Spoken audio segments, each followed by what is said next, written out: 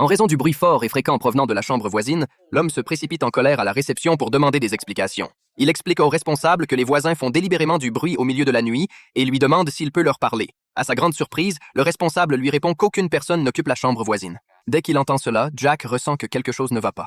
Il décide de quitter cet endroit inquiétant avec Mary dès que possible.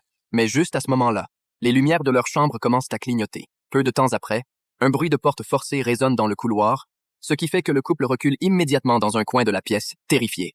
Cependant, ils ne remarquent pas qu'une silhouette étrange apparaît à l'extérieur de la fenêtre. Rapidement, les lumières reviennent à la normale. Réalisant le danger, Jack prend vite Mary et l'amène hors de la chambre.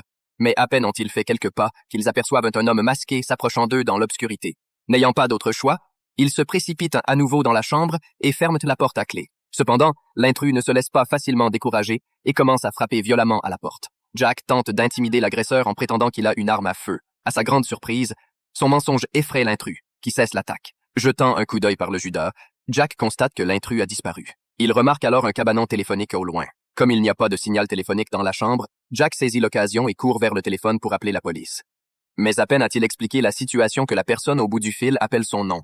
Jack se rend compte qu'il n'a jamais mentionné son nom. Comment la police le sait-elle? Alors qu'il réfléchit à ce mystère, une voiture fonce soudainement vers lui. Au moment crucial, Mary ouvre la porte à temps et permet à Jack de se précipiter en toute sécurité dans la chambre. Très vite, l'extérieur devient de nouveau calme, mais ils savent que l'intrus pourrait revenir à tout moment. Ils ont besoin d'armes pour se protéger. Après avoir fouillé frénétiquement la chambre, ils ne trouvent rien de vraiment utile. Heureusement, dans la salle de bain, il y a un miroir. Jack frappe dessus avec son poing, brise le miroir et ramasse un morceau de verre de taille parfaite pour l'utiliser comme arme.